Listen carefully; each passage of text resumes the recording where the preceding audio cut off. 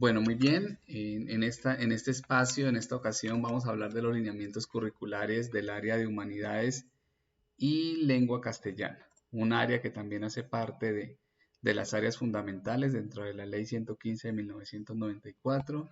Estamos en una serie de videos explicativos alrededor del concurso de ingreso al Sistema Especial de Carrera Docente y vamos a tratar pues de esta serie de lineamientos curriculares en este preciso momento de lengua castellana. Vamos a empezar como a entender un poco la estructura, cada uno de los elementos que la conforman, de acuerdo a, ya que es el documento macro, en este caso del área de lenguaje, alrededor de lo que debe ser entender este documento, reflexionar sobre él y poder aterrizar pues todos aterrizarlo a las instituciones educativas, dentro de los planes de estudio, dentro de las mallas curriculares que son bien importantes.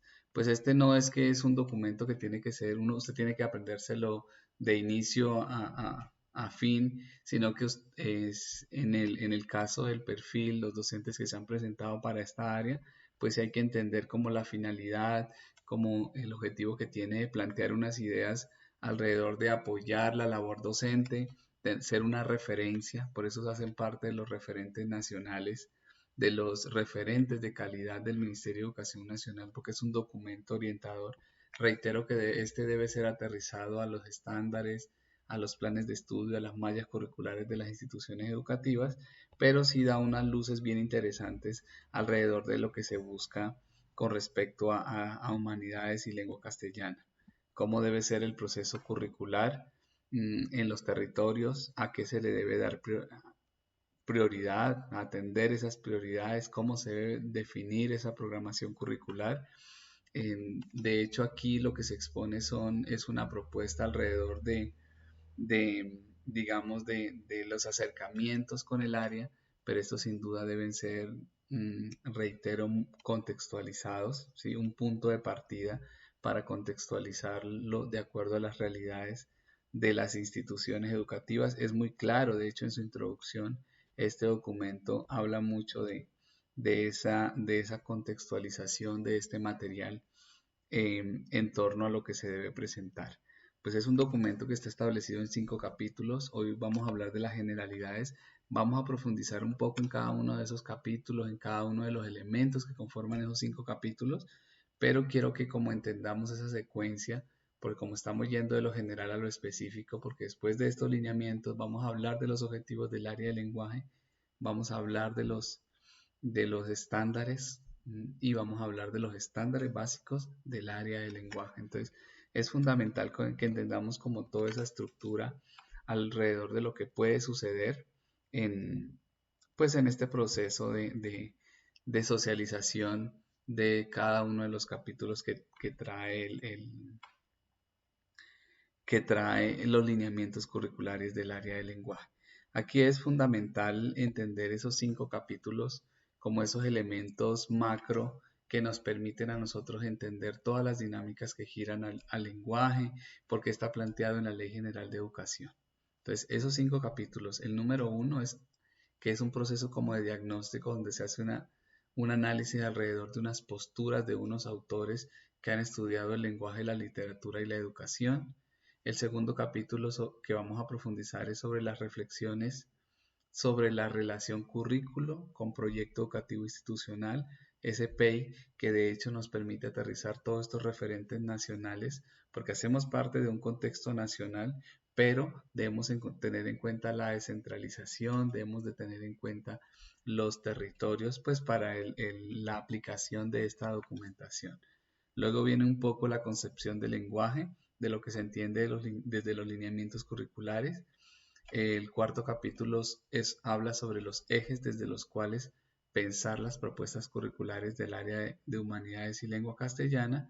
Y el quinto capítulo ya está relacionado con los modelos de evaluación en lenguaje. Vamos a hacer un recorrido. Hemos tratado de que esos videos sean muy explicativos, muy específicos y no alargarnos demasiado, pero es un documento realmente que es un poco, tiene un poco más de 100 páginas, 100, 102 páginas, y pues esto nos permite a nosotros, vamos a tratar de resumir vamos a tratar de abordar.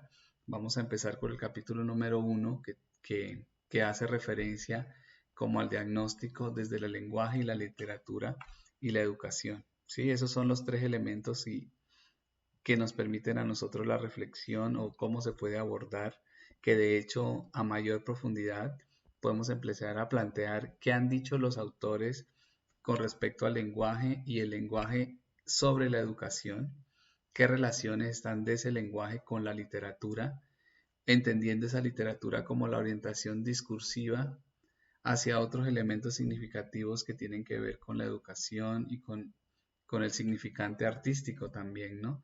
Y entendido también como punto de reflexión 3, la configuración de determinados tipos de texto, poético, literario, alrededor de lo tópico de la educación. Entonces, este capítulo pues nos acerca mucho desde un ejercicio crítico al trabajo sobre el lenguaje y la literatura en las instituciones educativas. Se hace necesario que se empiece a reconocer en este proceso al sujeto desde el campo de las artes, de las ciencias, que no es solamente para informarse, sino que también para producir, pues producir conocimiento nuevo como arte, puede tener un ejercicio de reflexión alrededor de los problemas de la educación. Entonces, son elementos bien interesantes en este primer capítulo. Vamos acá a adentrarnos un poco ya alrededor de este proceso y acá tenemos cuatro autores que nos permiten a nosotros plantearnos una reflexión sobre el lenguaje, la literatura y la educación. Entonces, el primero de ellos es Alfonso Reyes, ¿sí? Quien plantea una escuela para la formación del ciudadano.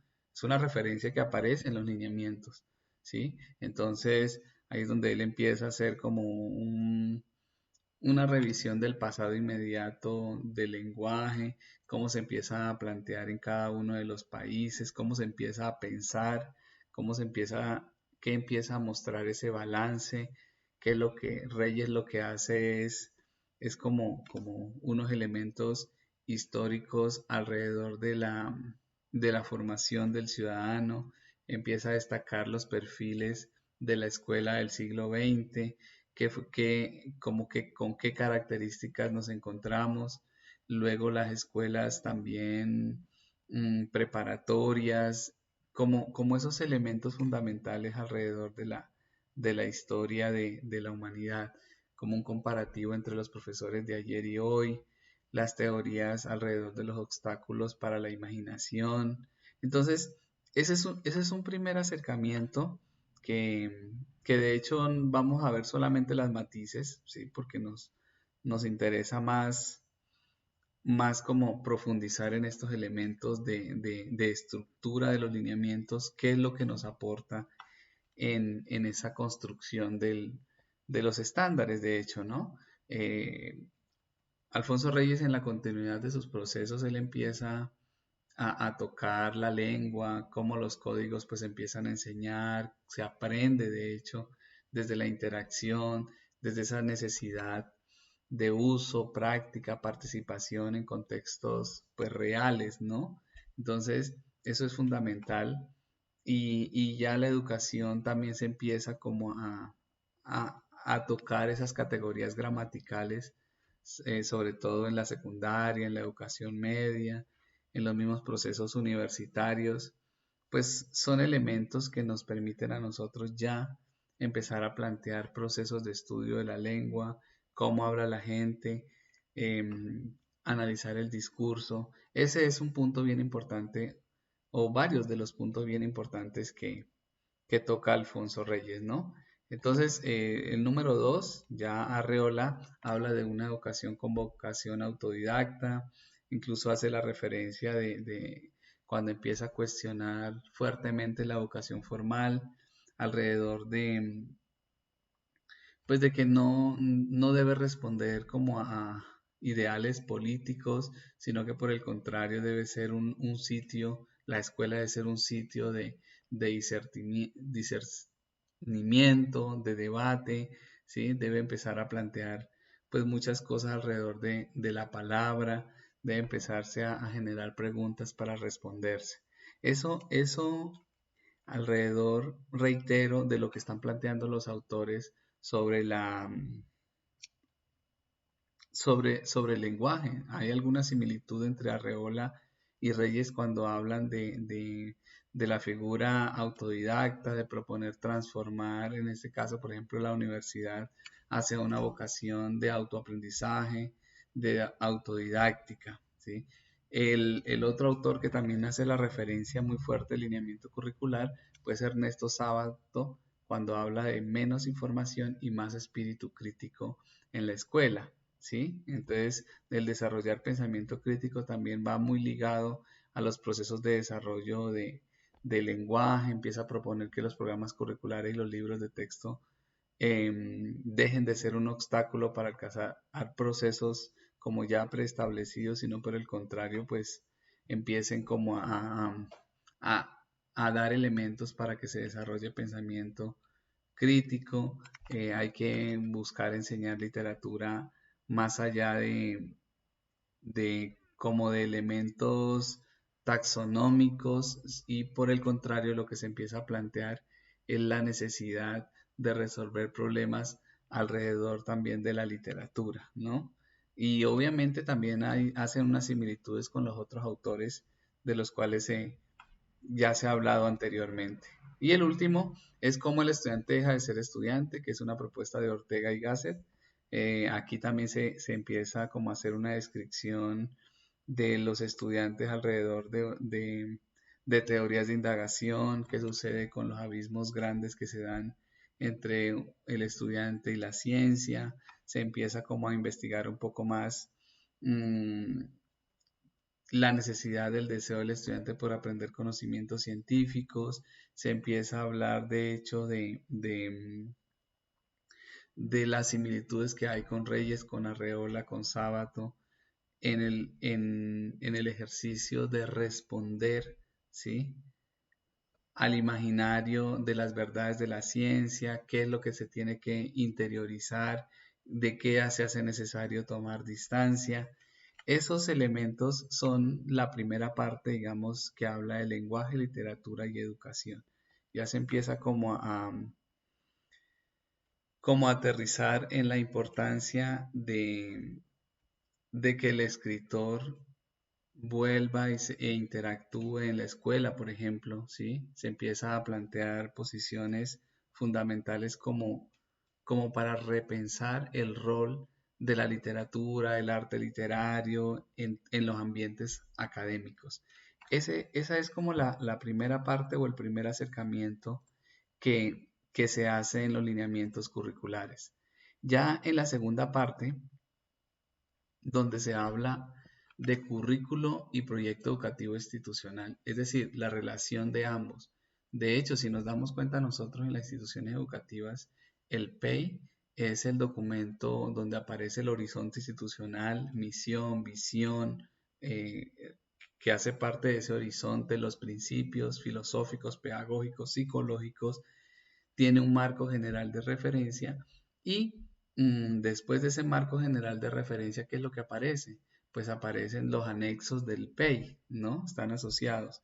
Y uno de ellos es el plan de estudios. Y dentro del plan de estudios, además que tiene toda esa sustentación teórica, que es la primera parte, la última parte es la malla curricular. Obviamente eso hace parte de todos los niveles académicos, ¿no? Va desde primero hasta 11. Preescolar pues tiene unos procesos que muchas veces se incluyen allí, pero generalmente se hacen desde primaria hasta secundaria y media y se establecen por periodos. La mayoría de instituciones manejan esa estructura. Pero entonces en este segundo capítulo, ya luego de que se plantea en el primero como un panorama crítico sobre la cultura escolar, pues ya se empiezan a plantear puntos claves que tienen que ver con el componente pedagógico, más concretamente con la malla curricular, con los elementos que hacen parte del PEI, cómo se establecen, cómo la escuela dentro de su contexto de la educación formal ya se empieza a plantear espacios simbólicos y comunicativos. Entonces, es importante que entendiendo ese espacio simbólico y comunicativo, pues los sujetos, es decir, estudiantes, docentes, demás miembros de la comunidad, pues empiezan a interactuar alrededor de construir conocimiento, desarrollar competencias, eso es de ejercicios de interacción significativos, desarrollos del sentido literario, estético y demás. Entonces, esos elementos empiezan a generar trascendencia.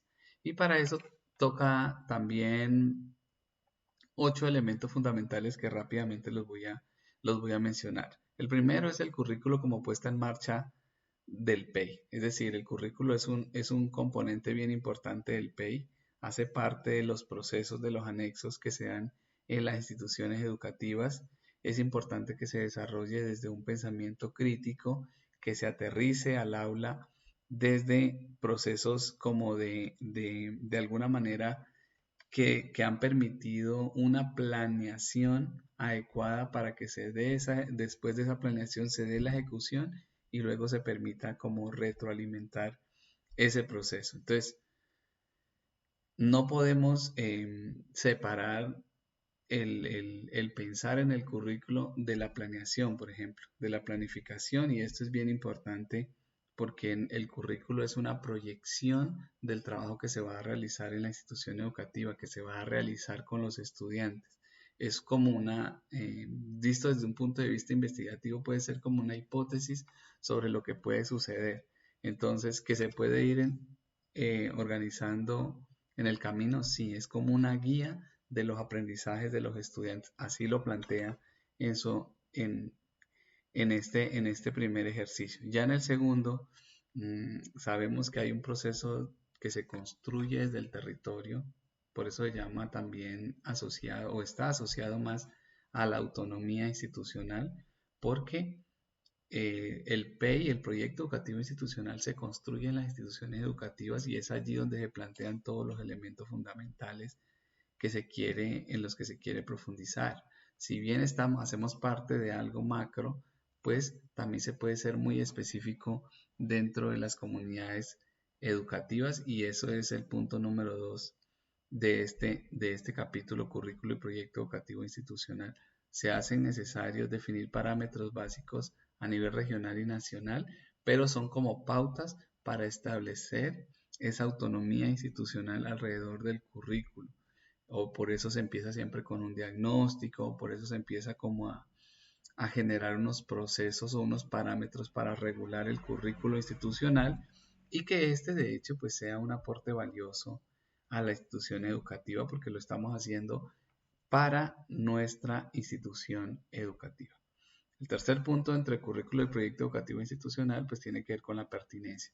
Va muy ligado incluso al anterior, o sea, ¿cómo debo plantear yo mi malla curricular atendiendo a las particularidades de mi comunidad educativa que está establecida en el proyecto educativo institucional? ¿Cómo lo puedo plantear? ¿Sí? ¿Qué implica conocer los avances culturales del contexto? ¿Qué implica, por ejemplo, conocer las finalidades del proyecto educativo institucional? Hay que, de hecho, entender las condiciones socioculturales del entorno y tenerlas en cuenta como objetos de estudio del lenguaje, pero también debemos responder a muchas otras problemáticas que se debe dar en función de la escuela en la cual pues estamos interactuando como comunidad educativa. Entonces las propuestas curriculares deben recoger las respuestas a los requerimientos socioculturales, pero también locales, pero también deben recoger elementos de acceso para lo cultural mucho más universal y mucho más general. El otro punto tiene que ver con los procesos y competencias, lo que se va a desarrollar, ¿sí? En el currículo alrededor de los aprendizajes y las evidencias de los mismos estudiantes, los niveles de desarrollo de comprensión textual, por ejemplo, ¿sí? Eso debe ir en la malla curricular, obvio, entendiéndola como esa capacidad de organizar y producir enunciados, pues según las estructuras del lenguaje, la pertinencia específica de los textos, la competencia pragmática, son elementos que deben ir deben irse intencionalmente revisando dentro de las mallas curriculares, más allá de las variables del contexto, más allá de los procesos que determinan la comunicación. Eso es fundamental en este estudio de los lineamientos curriculares. ¿Por qué se hace necesario esto? Porque esto tenemos que entenderlo a la luz de pues de la evaluación, ¿no? Esto es importante porque son elementos con los cuales se van a desglosar en los estándares, como entender un poco más esta situación. El otro punto que me parece fundamental, que me parece clave, es el rol del docente. ¿Por qué? Porque aquí nos arroja unos elementos con los cuales debe, o unas características que debe tener el docente, en este caso del área de humanidades y lengua castellana, ¿sí? Mm, Aquí se hace necesario que dentro del espacio del aula, los sujetos, los estudiantes, los docentes y demás que podamos interactuar en el aula, intercambian saberes, experiencias, formas de comprender y explicar el mundo. Aquí hay que entender el currículo desde un elemento facilitador de esos intercambios entre estudiantes, docentes, estudiantes, ¿sí? No quiere decir que dejemos hacer a los estudiantes, sino que los orientemos, pues para que ellos, de hecho, mantengan la perspectiva y los principios desde lo que se ha planteado en el currículo. Eso es fundamental, ¿sí? Si nosotros planteamos el currículo por procesos, entonces el docente, pues aquí en los lineamientos lo plantea, es como un jalonador que está constantemente con la actitud de indagar, que está precisamente como de hacer preguntas, de cuestionar, de introducir como obstáculos, se puede decir, para suscitar como que los estudiantes elaboren discursos, procesos cognitivos fuertes, procesos sociales, ¿sí? Entonces, aquí se entiende al docente como alguien que problematiza, importante esto, problematiza, jalona, es un mediador social y cultural de todo este ejercicio alrededor de los lineamientos, ¿sí? También nos acercamos a la concepción de docente en procesos permanentes de comprensión, de interpretación, de reconstrucción de procesos curriculares. Tiene como la tarea de dentro de sus prácticas cotidianas como plantear variables a todas las situaciones lingüísticas que se puedan dar, ¿sí? Dentro del espacio del aula. Y dentro del espacio del aula, pues ocurren acciones que tienen como características la complejidad, el modelo instrumental, incluso el mismo uso de la tecnología educativa. Es un elemento como de retroalimentación del currículo o de los procesos del currículo. Entonces, es en este aspecto el rol de docente un elemento u otro de los elementos más importantes, pues es la noción de riesgo, ¿sí? Eso habla en los lineamientos. Es como aceptar el riesgo como un punto de partida para la toma de decisiones. Ujú. Es fundamental nosotros que entender que el docente juega un papel central, es quien en la discusión con los demás docentes, con los mismos estudiantes, con toda la comunidad educativa, es el que selecciona, es el que prioriza los componentes del currículo, ¿sí? Todo esto obviamente para atender a los requerimientos del PEI, que está contextualizado, pero que venimos también desde un contexto nacional, regional y local. Hay unas exigencias generales alrededor de lo nacional y hay que entenderlo también desde el contexto local, ¿sí? El otro punto tiene que ver ya con la función de las áreas básicas. Aquí, entendiendo la flexibilidad, entendiendo la autonomía curricular, no debemos como caer en el abandono de la especificidad del trabajo pedagógico desde las diferentes disciplinas del conocimiento, es decir, el pensamiento matemático, las competencias básicas en lectura y escritura, el mismo desarrollo inductivo que podemos profundizar desde las ciencias naturales. Son características particulares eh, que generalmente están divididas por las áreas del conocimiento, ¿sí? Pero eso no quiere decir que deban desaparecer. Es decir, no, como yo me voy a dedicar acá a leer y escribir, me voy a dedicar a la literatura, entonces los otros elementos que mencioné, como el pensamiento matemático, inductivo, esos ya tienen que desaparecer. No, sino que por el contrario, pues la idea es que se retroalimenten, ¿no? Hay, hay que entender el trabajo sistemático sobre los componentes de los campos disciplinares. Hay que empezar a revisar como esos conceptos básicos de las áreas y articularlos también con el lenguaje, con la literatura. Aquí aparece como, es muy fuerte de pronto lo que sugieren los lineamientos es sobre los trabajos por proyectos como una alternativa de desarrollo curricular para que no sean como islas independientes, sino que pues se puedan complementar y se puedan profundizar. ¿Sí? El otro punto es la flexibilidad y apertura. Y acá pues es algo, digamos que nos lo plantean como una pregunta y es conveniente planificar. ¿Sí? Según la argumentación que nos dan los lineamientos, de hecho es conveniente.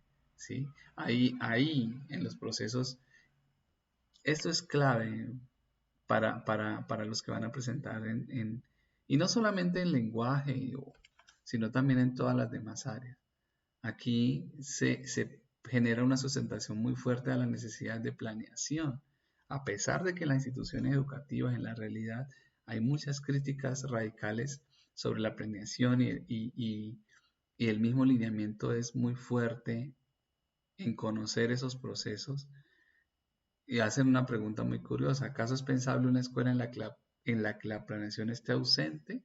Es decir, ellos argumentan de por qué se debe planear, por qué se debe organizar el currículo, por qué se debe planear, ejecutar, retroalimentar. Y de hecho hasta ahora, ¿sí? Estos lineamientos que han sido construidos ya hace varios años nos dan luces de cómo deben ser los procesos institucionales, pero sí también nos envían un mensaje claro alrededor de la flexibilidad, pero también en la rigidez que se debe tener en la planeación. Si hay elementos de planeación que nos salen en la prueba escrita de cualquier área, es necesario tener en cuenta que hay que hacer ese proceso. Nos guste o no, tenemos nosotros que empezar a reflexionar sobre la incidencia de la planeación en los procesos escolares. ¿Sí? Es fundamental. Aquí hay unos planteamientos curriculares flexibles, hay unas discusiones alrededor de lo que implica competencia y procesos fundamentales, qué es lo que se debe plantear en cada uno de los periodos, en cada uno de los semestres, pero no debemos dejar de lado la, el ejercicio de planeación desde modelos definidos con anterioridad a las acciones del aula.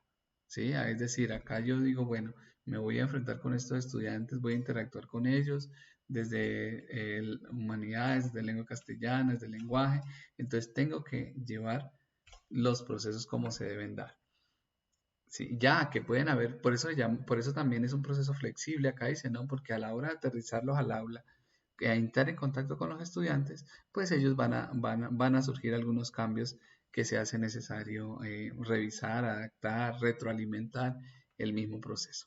Bien, y el último tiene que ver con el trabajo por proyectos como alternativa de desarrollo curricular. Es una propuesta que se hace, la necesidad de comprender lo que se hace, saber por qué se hace, conocer las razones que justifican pues las acciones que se seleccionaron para conseguir o para lograr que los estudiantes pues generen esos aprendizajes significativos desde el área, ¿sí?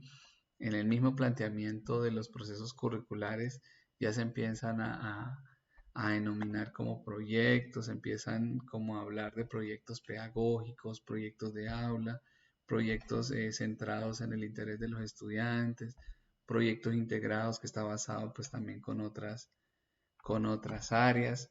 Entonces, eso es importante que se pueda trabajar desde este punto de análisis en el lenguaje, ¿no? Tanto como decir como el logro de los desempeños, los aprendizajes de los estudiantes, que se empiece como a generar un proceso de discusión entre estudiantes y docentes por ejemplo, sobre proyectos de escritura, sobre monografías, sobre elementos que podamos vincularlos a ellos al proceso y de pronto, como lo decía en su momento María Montessori, aprender haciendo, ¿no? Es lo que puede generar el trabajar por proyectos, el reflexionar sobre el sentido del trabajo precisamente desde esta inclusión de proyectos como alternativas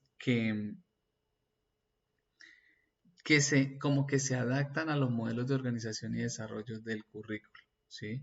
Entonces, si se va a hablar, por ejemplo, de historia literaria, dice los lineamientos, pues que no solamente sea trabajado en un proyecto micro, sino que sea de pronto desde un proyecto de escuela, desde una perspectiva que genere que los estudiantes conozcan la historia de la literatura como un reconocimiento de la interculturalidad, por ejemplo, ¿sí?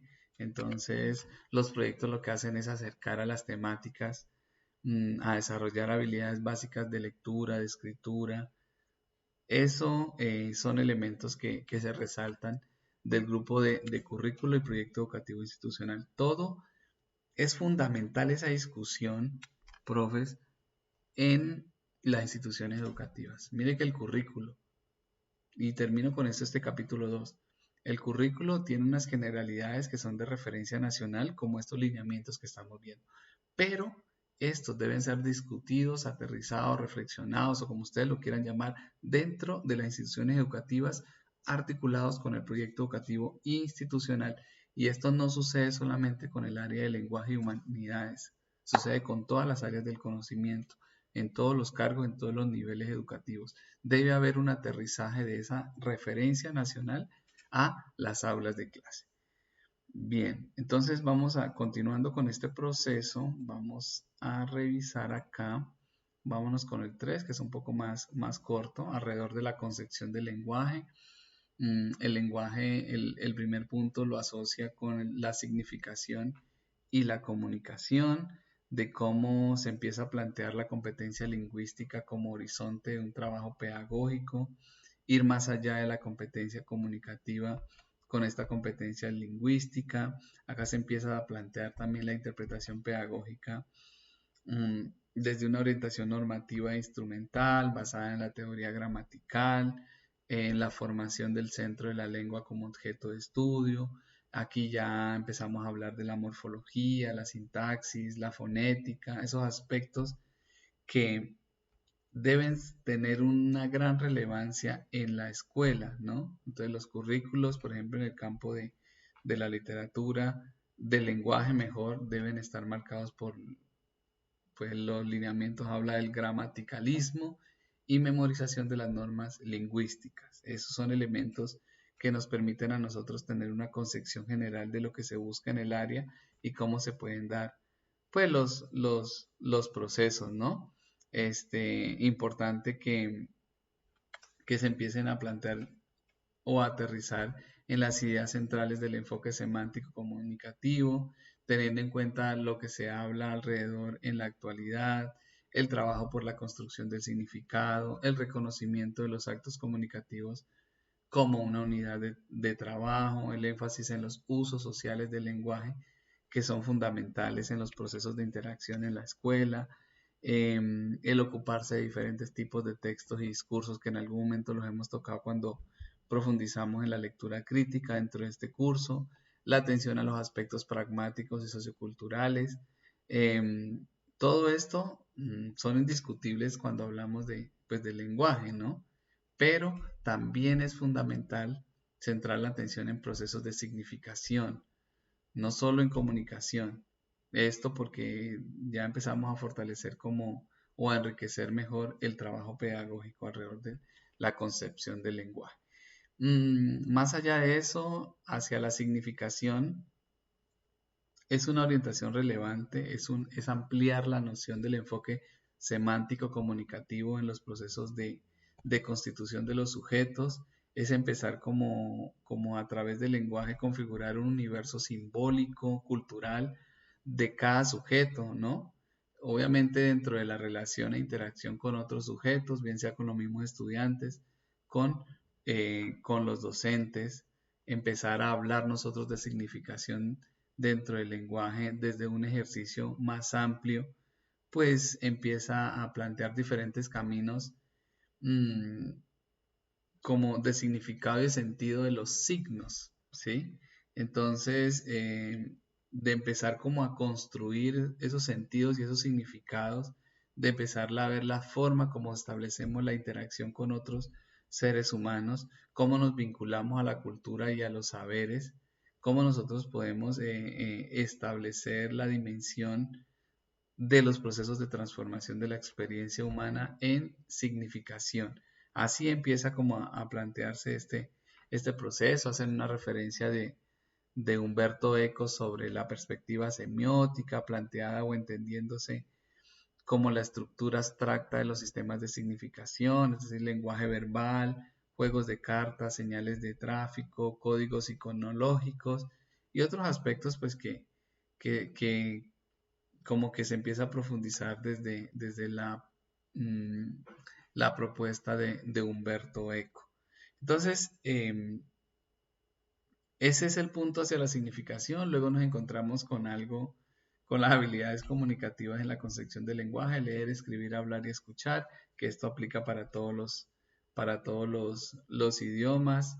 De hecho, dentro del ejercicio o la tradición lingüística, en algunos procesos psicológicos se considera pues el leer como la comprensión del significado del texto, ¿sí? Algo como que hace parte de la decodificación, pero es fundamental que también entendamos como el reconocimiento, el manejo del código, lo que esto no es lo que nos lleva a nosotros a la comprensión, ¿sí? Entonces, por un lado está el acto de leer, que se va a entender como un proceso significativo y semiótico cultural, además histórico, ¿no? No es sencillo, aquí lo mencionan dentro de los lineamientos, que es un proceso complejo, pero va más allá del significado. Y lo que se busca o la última instancia, pues está muy asociada al sujeto lector. Tiene implicaciones de nivel pedagógico, de hecho las prácticas de la lectura dan cuenta de la complejidad que se genera y todas las variables que pueden surgir cuando empezamos a decodificar. Luego está el ejercicio o la explicación un poco de lo que implica escribir. Ocurre algo similar que la lectura. No es solamente codificación de significados desde reglas lingüísticas, sino que es un proceso también social, individual. Se configura desde el entendimiento que tiene cada sujeto de como el mundo y se ponen en juego pues muchos conocimientos, competencias, intereses, un contexto sociocultural al cual pertenecemos, un contexto pragmático también o procesos pragmáticos que son los elementos que hacen parte de la escritura. Luego ya viene el tema de escuchar y hablar, que debemos de hecho entenderlos de manera, o la propuesta que se plantea en los lineamientos es que debemos entenderlos de manera similar, en función del significado y la producción de sentido. Mm, es necesario como toda esta parte reconceptualizarlo, ¿sí? Sobre lo que nosotros entendemos en leer, escribir, hablar y escuchar y cómo se deben dar esos procesos. Eso desde la concepción del lenguaje. Y el último, en este capítulo, habla del desarrollo de las competencias. Entonces, si ya hemos hablado de las 4 habilidades, ahora tenemos que plantear es como la competencia comunicativa, el enfoque orientado hacia la significación, cómo nosotros podemos pensar en propuestas curriculares que se organicen en función de la interestructuración de los sujetos, la construcción colectiva, la construcción interactiva de los conocimientos y el desarrollo de las competencias, que de hecho lo que buscamos en ellos es que desarrollen una competencia lectora, competencia escrita, ¿sí? Pero acá hay unos elementos fundamentales que nosotros debemos tener en cuenta en el área del lenguaje. La competencia gramatical o sintáctica, la competencia textual, la competencia semántica, la competencia pragmática, la competencia enciclopédica, la competencia literaria y la competencia poética. Todos esos tienen un grado de profundidad que de hecho nosotros tenemos que empezar como a revisarlas y entenderlas. La gramatical, pues asociada mucho a las reglas sintácticas, morfológicas, fonológicas y fonéticas, ¿sí? Y la textual, pues todo asociado al aspecto estructural del discurso, a las jerarquías semánticas, a los conectores, a la posibilidad de reconocer y seleccionar según las prioridades, ¿sí? Obviamente todos los diferentes tipos de texto. La semántica, como esa capacidad de reconocer y usar los significados, el léxico de manera pertinente, teniendo en cuenta esa exigencia del contexto comunicativo, eso es fundamental, ¿no? En ese enlazar ese hilo temático con la producción discursiva. En lo, en lo pragmático, pues el reconocimiento y el uso de las reglas contextuales, esto nos ayuda a entender un poco los procesos de lectura crítica. Entonces, qué bueno que podamos como aterrizar este proceso pragmático a lo que nosotros explicamos también en algún momento, reitero, sobre la lectura crítica. El, en la competencia enciclopédica, pues está en juego la capacidad de poner eh, los actos de significación y comunicación, los saberes, esos elementos con los que cuentan los sujetos y que son construidos en el ámbito de la cultura escolar o en la cultura general, ¿no? No solamente en la escuela.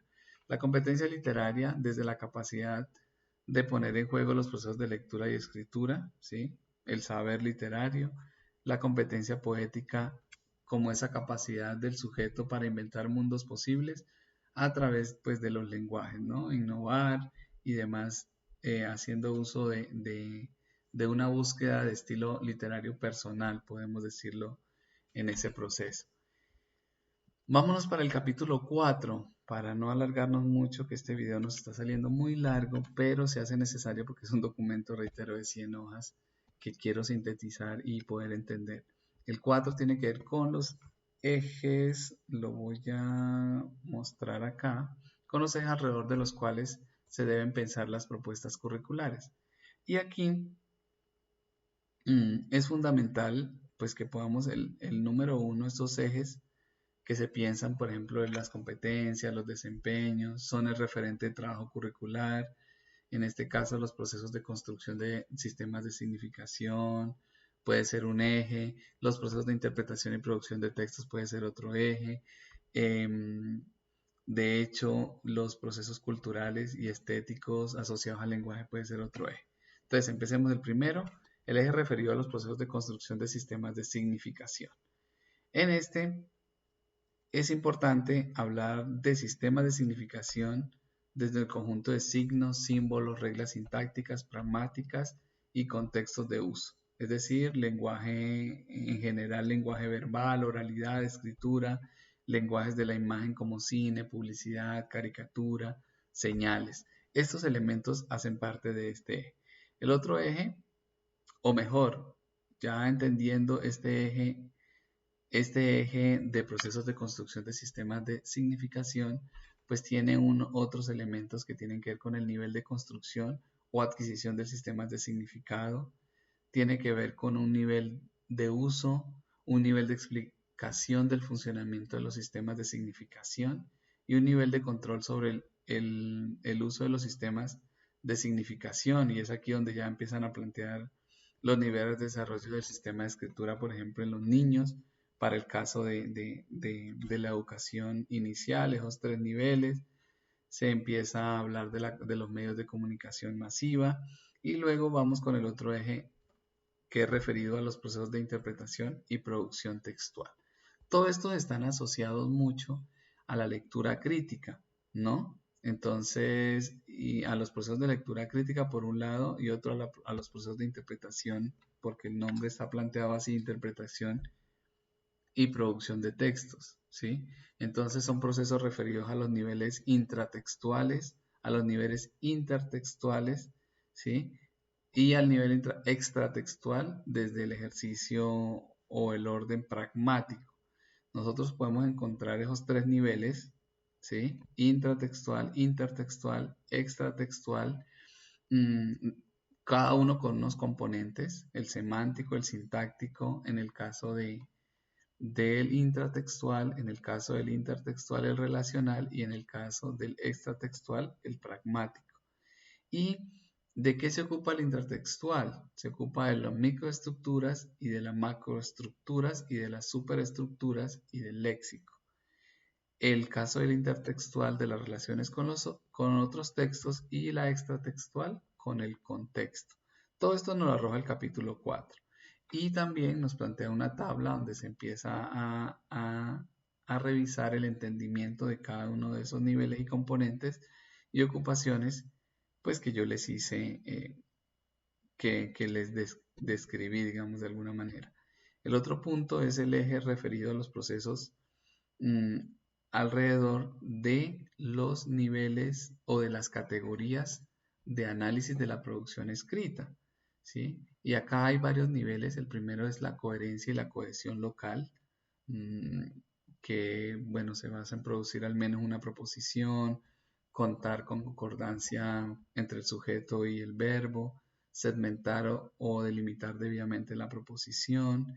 Entonces, ese es un punto bien importante. Luego viene la coherencia global, que es el nivel B, que aquí tiene mucho énfasis en la propiedad semántica global del texto.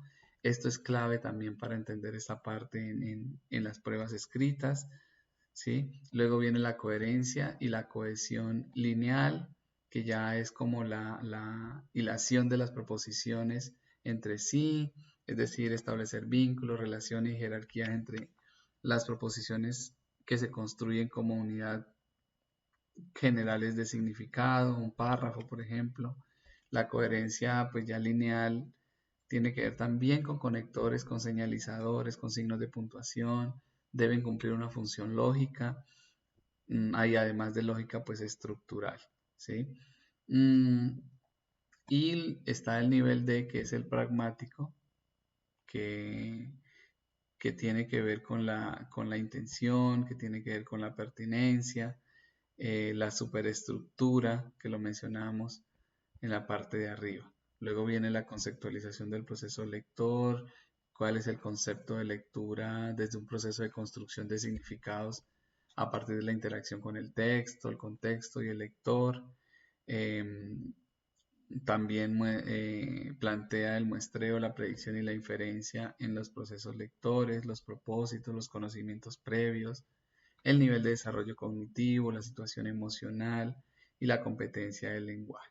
En el texto también cómo se plantea desde una construcción formal, semántica, sintáctica, la forma de conducta social desde el objeto y el significado de intercambio entre unos miembros. Todo eso se plantea en el texto, luego viene el contexto, ¿sí?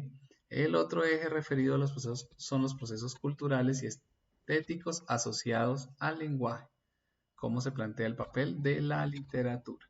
Entonces, en este eje ya se explica un poco más elementos de la literatura como representación de la cultura y suscitación de lo estético, la literatura como lugar de convergencia de las manifestaciones humanas, de la ciencia, de las otras áreas, así como del ámbito testimonial, la identificación de tendencias, los rasgos de oralidad, los momentos históricos,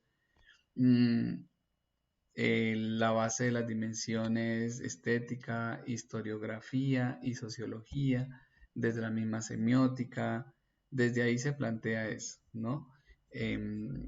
También se plantea el diálogo entre los textos, se empieza a hablar de la, de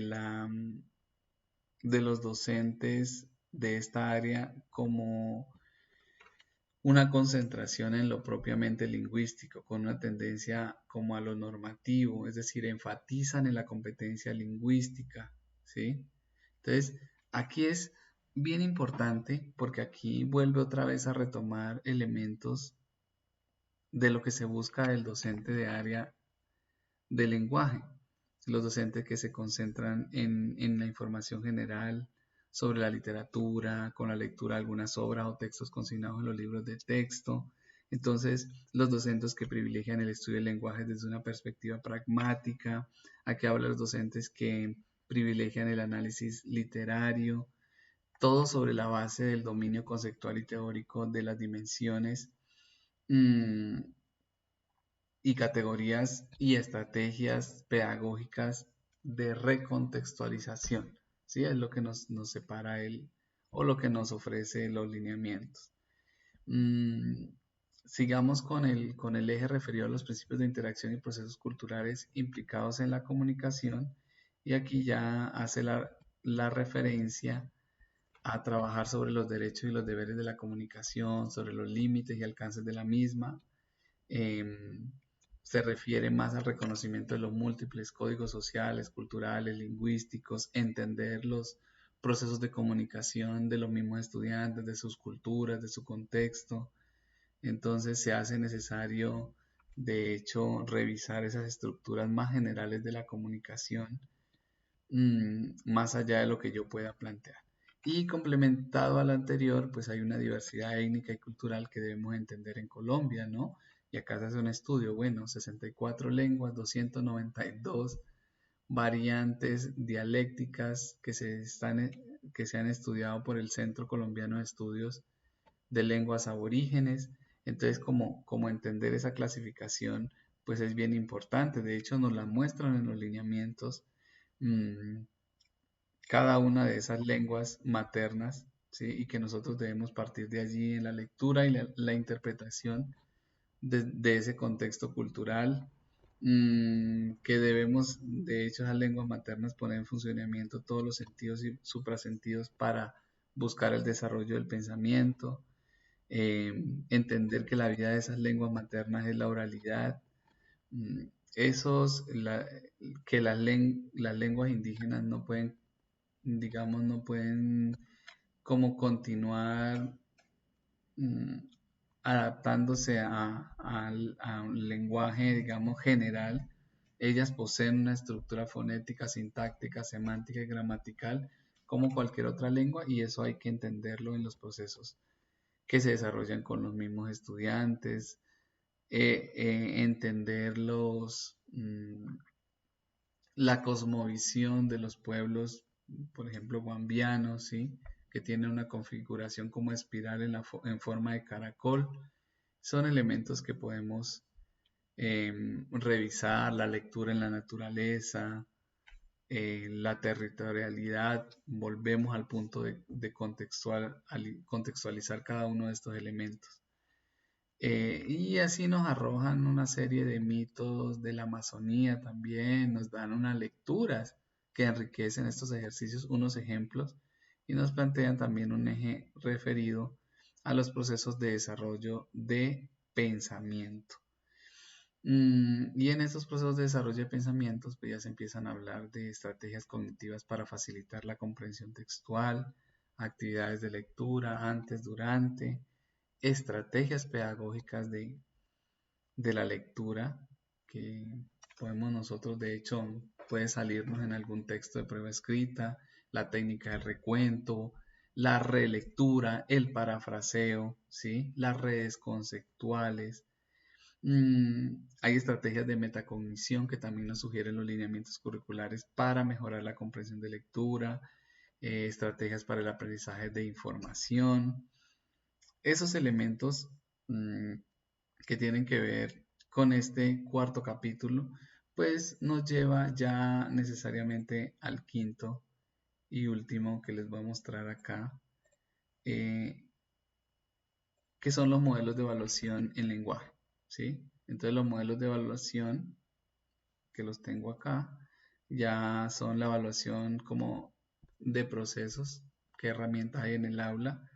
El primero es, de hecho, está asociado con la evaluación como investigación, ¿sí? La sistematización y el seguimiento, que es fundamental hacerlo. Si estamos haciendo la evaluación para mejorar, como un proceso de investigación para encontrar soluciones para que los niños sigan aprendiendo y diseñemos instrumentos o estrategias, em, parámetros que pueden hacer parte de la misma planeación pues se hace necesario fortalecerlos, ¿no?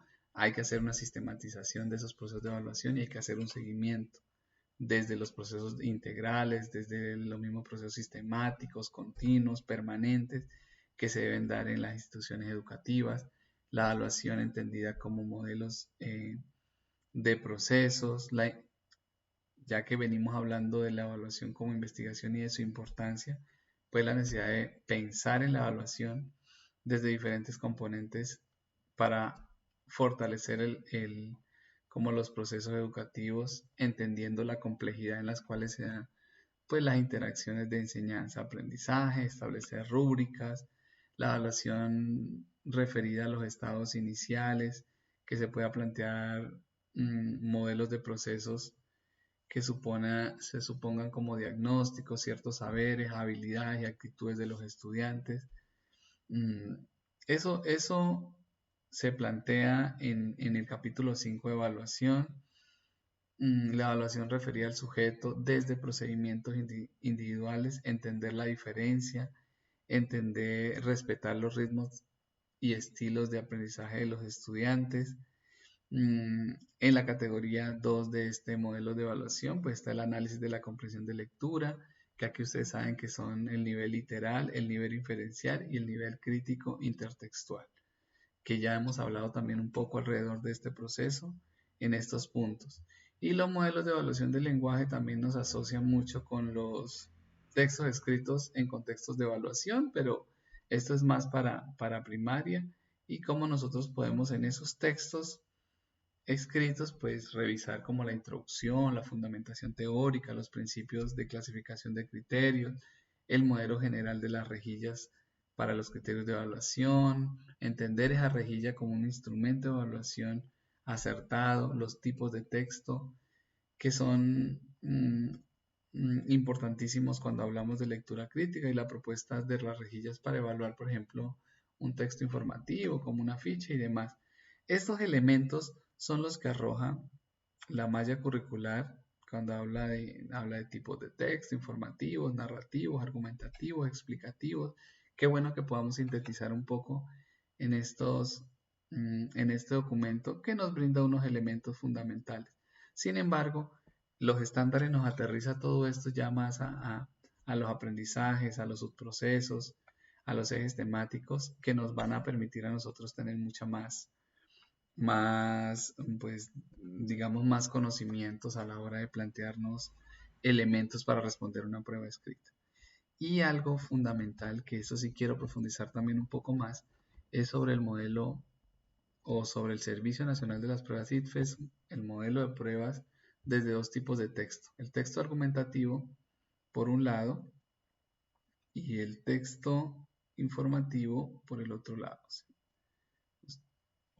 Estos elementos que nos mencionan acá y el texto periodístico informativo, ¿sí? Nos plantea unos modelos que es importante que los tengamos en cuenta. Son importantes, ¿por qué? Porque son elementos que nos pueden salir en la prueba escrita para los docentes. Espero que digamos, esta profundidad así macro, no pensé que me fuera a demorar una hora un video de 58 minutos, pero es un elemento para tener en cuenta dentro del proceso que estamos estudiando, o para el concurso docente 2022. Mm, Pueden poner este video mientras están haciendo otras actividades y esto les va a ayudar muchísimo a entender la generalidad. Es importante no profundizar más porque esto podemos darle continuidad con los objetivos del área del lenguaje y podemos darle continuidad con los estándares básicos del área de humanidades y lengua castellana también. Bueno, ya nos vemos en el siguiente video y para continuar este proceso.